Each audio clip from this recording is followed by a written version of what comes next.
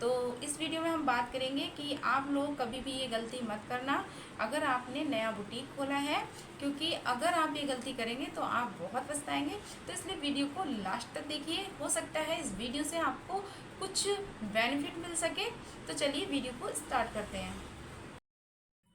Hello everyone, welcome back to Kiran boutique. So friends, आज की इस वीडियो में हम बात करेंगे जो लोग घर में होम बुटीक खोलकर बैठे हैं या फिर ऐसे ही घर में सिलाई कर रहे हैं फॉर बिगिनर्स, जो लोगों ने अभी नया नया काम शुरू किया है, तो उनके लिए ये वीडियो खास होने वाली है।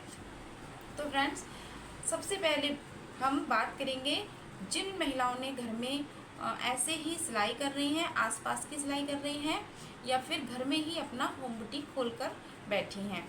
तो फ्रेंड्स, उन लोगों के लिए मैं ये बता देना चाहती हूँ कि अगर आप घर में इसी तरीके से सिलाई कर रही हैं तो आप कभी भी ये गलती मत करिएगा।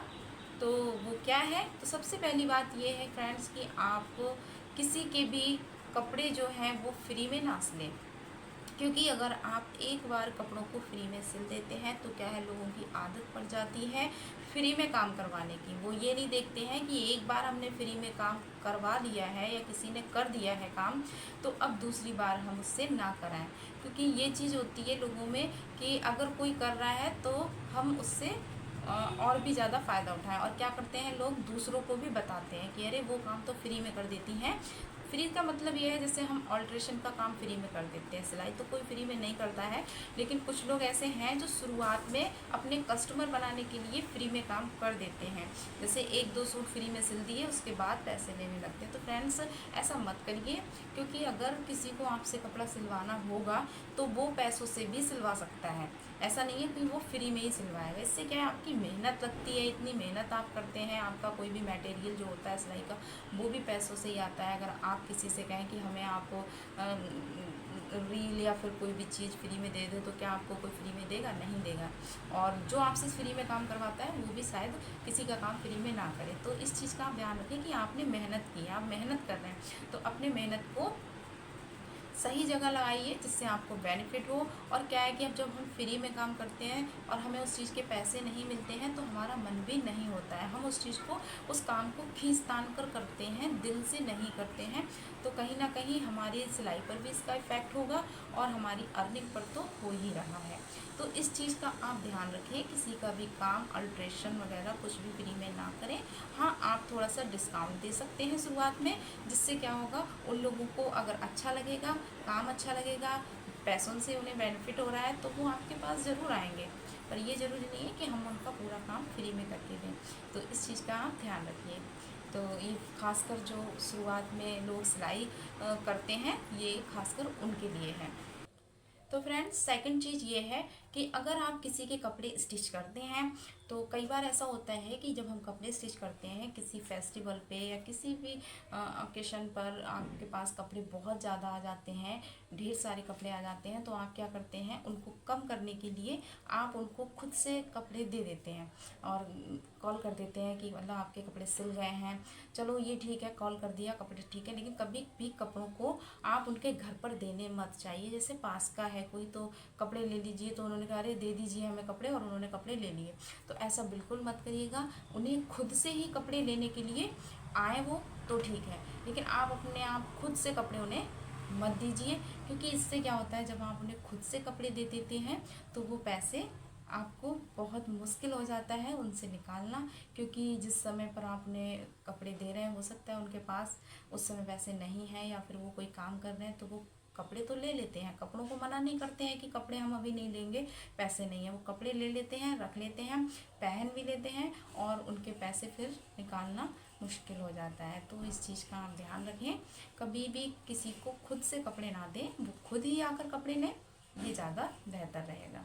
तो फ्रेंड्स, इन चीज़ों का खासकर ध्यान रखें जो महिलाएं घर में काम कर रही हैं और अभी उन्हें इतना एक्सपीरियंस नहीं है।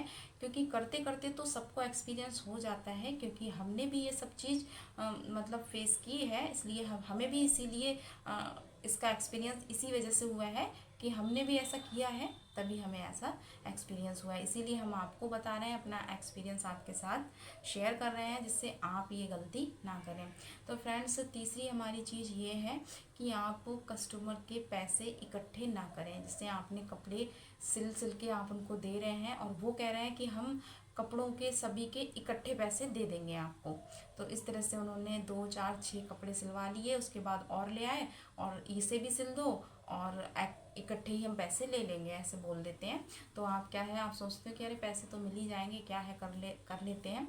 तो इससे क्या है, शायद पैसे मिल भी जाएं, लेकिन क्या है, जब इस तरह से हम काम करते हैं ना, तो हमारा मन काम में नहीं लगता है और काम हमारा अच्छे से नहीं हो पाता है। क्योंकि जब हमें किसी भी काम का फीडबैक मिलता रहता है, ठीक है, और मोटिवेशन मिलता है हमें, क्योंकि जब पैसे आते हैं तो पैसे कैसे बुरे लगते हैं, तो आप दिन रात मेहनत भी करते हैं। तो इससे क्या है, आपके काम में भी दिक्कत आती है और आपका काम में मन भी नहीं लगता है। तो इसलिए आप पैसे इकट्ठे ना करें। और दूसरी बात ये भी है कि जब पैसे अगला इंसान देता है, इकट्ठे देता है, तो उसे भी पैसे देने में प्रॉब्लम होती है। क्योंकि हम थोड़े थोड़े पैसे किसी को देते हैं तो हमें इतना नहीं लगता है, फिर हमें लगता है अरे इतने सारे पैसे सिलाई के, तो हो सकता है वो भी एक बार में पैसे ना दे पाए, तो इससे प्रॉब्लम होती है। इसलिए आप हो सकता है थोड़े थोड़े पैसे लेते रहें। जैसे 2 सूट सिले तो उसके पैसे ले लिए, उसके बाद 1 2 सूट सिले उसके पैसे ले लिए। तो इस तरह से आप कर सकते हैं और पैसों को मतलब ज़्यादा उधार मत कीजिए, आप हैंड टू हैंड देते रहिए, वो ज़्यादा अच्छा रहेगा। तो फ्रेंड्स, 4th चीज़ ये है कि हमें किसी का इमरजेंसी में काम नहीं करना है।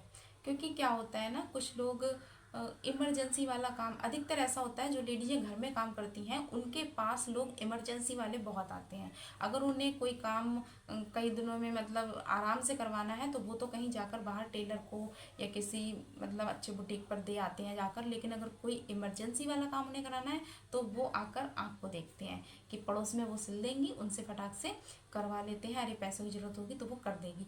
लेकिन इससे क्या होता है, इतना माइंड स्ट्रेस हो जाता है, माइंड में इतना हमारा हेडेक हो जाता है कि हमें ये लगता है अरे हमें ये भी काम करना है, वो भी काम करना है। और अधिकतर ऐसा क्या होता है, फेस्टिवल में होता है या जब आप बहुत बिजी होते हैं तभी ऐसा होता है कि कोई आपके पास इमरजेंसी का काम लेकर चला आता है और उनके साथ आपका व्यवहार भी है, तो आप उससे मना भी नहीं कर पाते हैं। मना करेंगे तो कहीं उन्हें बुरा ना लग जाए, वो आगे से वो ना आए। तो ऐसा नहीं है, अगर उन्हें काम करवाना होगा तो वो ज़रूर आएंगे, पर आप इमरजेंसी में काम मत करिए, क्योंकि इससे बहुत ही ज़्यादा हम डिस्टर्ब हो जाते हैं कि हम क्या करें, कौन सा काम पहले करें, किसका काम पहले करें। तो इससे क्या है, कोई भी काम नहीं हो पाता है, ना तो पहले वाला हो पाता है और ना वो वाला हो पाता है, और करते भी हैं तो बहुत स्ट्रेस से करते हैं। तो इसलिए इमरजेंसी वाला काम मत कीजिए। और अगर कोई इमरजेंसी में काम करवा रहा है तो आप उसके पैसे थोड़े बढ़ा कर लीजिए, क्योंकि जब आप बढ़ाकर पैसे लेंगे तो अगले से वो इमरजेंसी में काम नहीं करवाएगा, वो 1 2 दिन पहले आ जाएगा। क्योंकि होता क्या है, उन्हें भी कोई ऐसी इमरजेंसी नहीं होती है, कपड़े को खरीदने जाते हैं लास्ट टाइम पर और आकर आपके मत्थे रख देते हैं कि लो जल्दी से सिलो, हमें कल पहनना है। तो आप कुछ और भी पहन सकते हो, ऐसा नहीं है, अगला इंसान भी इंसान ही है, काम कर रहा है। तो इन चीज़ों का ध्यान रखिए, आप अपने ऊपर ज़्यादा हेडेक मत लीजिए, अपने ऊपर ज़्यादा प्रेशर मत लीजिए और काम को आराम से कीजिए, इंजॉय करके कीजिए। तो इस तरह से आप अगर काम करेंगे तो अपने काम को, आप अपनी जर्नी को इंजॉय कर पाएंगे और इससे क्या है, आपकी जर्नी आसान होगी।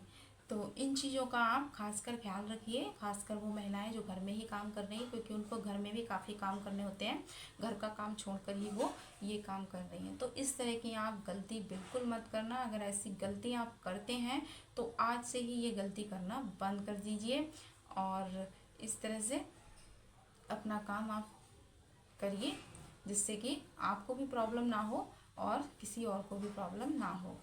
तो फ्रेंड्स, अगर आपको हमारी वीडियो से कुछ बेनिफिट मिला हो तो कमेंट में ज़रूर बताना। और इसी तरीके की मैं वीडियो लेकर आती रहती हूँ आपको कुछ सजेशन देने के लिए, अपने एक्सपीरियंस से कुछ आपको बताने के लिए।